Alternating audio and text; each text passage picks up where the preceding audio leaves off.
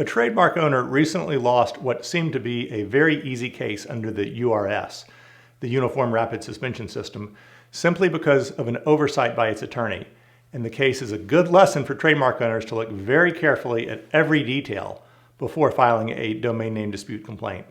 The case I'm talking about was filed at the forum by Bitwarden, which offers password management products and services under the Bitwarden trademark. While Bitwarden uses the domain name bitwarden.com, the disputed domain name in this case was bitwarden.icu, and the decision was issued in October 2022. Now, according to the decision, Bitwarden claimed that the disputed domain name referred to a website which mimics the complainant's or Bitwarden's website using identical content, although the decision also says that the disputed domain name is currently inactive when the URS examiner apparently visited it. The decision also says that Bitwarden's trademark rights predate the date on which the disputed domain name, bitwarden.icu, was registered. So under most circumstances, this would seem to be a very straightforward case. However, surprisingly, Bitwarden lost the decision, with the URS examiner allowing the registrant or respondent to keep the domain name. So how did that happen?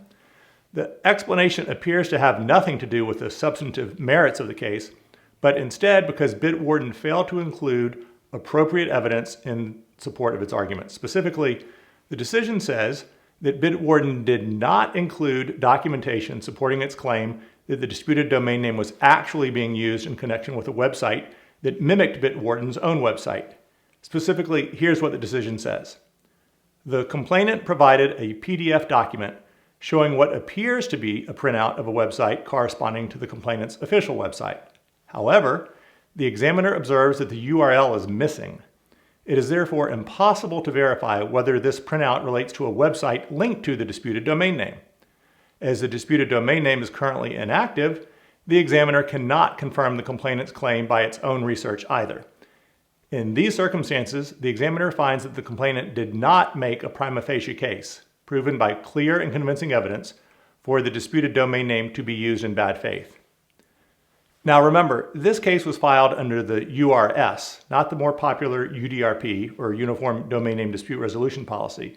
And as a result, because the URS was designed, as its name implies, to be a rapid policy, there was no opportunity for Bitwarden to correct this mistake.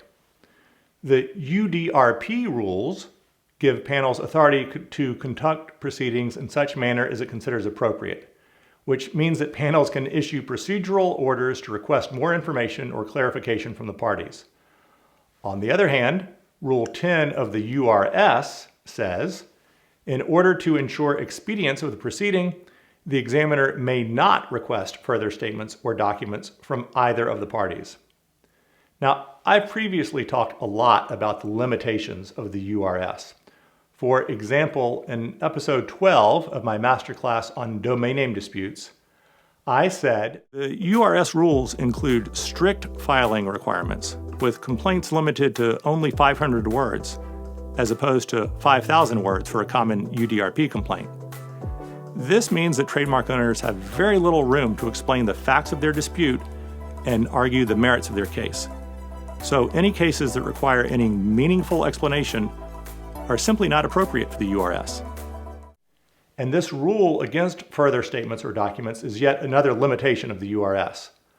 Of course, I have no idea why Bitwarden's attorney did not include a printout of the offending website showing the URL, but when I file domain name complaints on behalf of my clients, I always include printouts where appropriate that include not only the URL, but also the date on which the website was visited.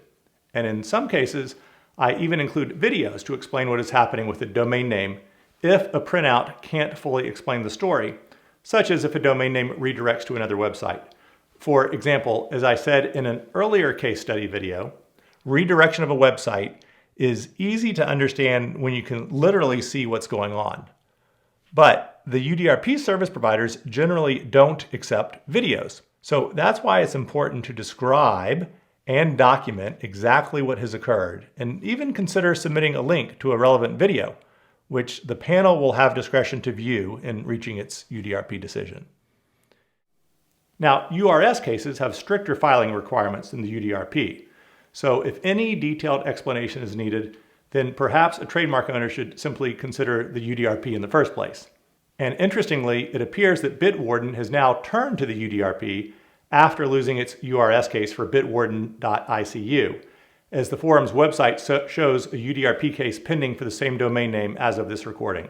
So this trademark owner may ultimately be successful after getting a second bite at the proverbial apple.